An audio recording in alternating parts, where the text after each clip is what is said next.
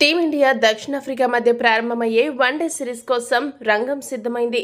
ఈ రోజు మధ్యాహ్నం ఈ రెండు జట్ల మధ్య మొదటి వన్డే ప్రారంభం కానుంది. గత కొన్ని రోజులుగా టీమిండియా ఓపెనర్గా రుతురాజ్ గైక్వాడ్కు జోడీగా ఎవరు బరిలోకి దిగుతారనే విషయమై విపరీతమైన ఉత్కంఠ నెలకొంది. జాతీయ మీడియా అలానే వివిధ పత్రికలు కూడా సంజు శాంసన్ ఓపెనర్గా బరిలోకి దిగే అవకాశం ఉందని చెప్పుకొచ్చాయి. అయితే ఈ పుకార్లను వార్తలను పూర్తిగా ఖండిస్తూ కేఎల్ రాహుల్ మ్యాచ్కు ముందు ప్రెస్ మీట్లో కీలక విషయాలు వెల్లడించాడు. కేఎల్ రాహుల్ మాట్లాడుతూ ఏమన్నాడంటే, మొదటి వన్డే కోసం జట్టు ఎలా ఉండాలో మేము పూర్తిగా సిద్ధమయ్యాము. ఈ మ్యాచ్ ద్వారా రింకు సింగ్ వన్డేలో అరంగేట్రం చేయనున్నాడు. అతను ఒక అద్భుత బ్యాట్స్మెన్, మంచి ఫినిషర్. అలాంటి ఆటగాళ్లకు అవకాశాలు ఇవ్వాల్సిన అవసరం ఉంది.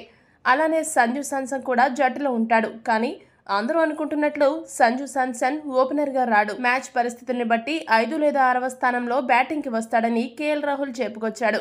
రాహుల్ అన్ని చెప్పాడు కానీ ఓపెనర్గా తాను వస్తున్నాడా లేక సాయి సుదర్శన్ రానున్నాడా అనే విషయంపై క్లారిటీ ఇవ్వలేదు. మీ దృష్టిలో ఈ మ్యాచ్లో ఓపెనర్గా ఎవరొస్తే బాగుంటుందో కామెంట్ చేయండి. మరిన్ని స్పోర్ట్స్ అప్డేట్స్ కోసం మా ఛానల్ను సబ్స్క్రైబ్ చేసుకోండి.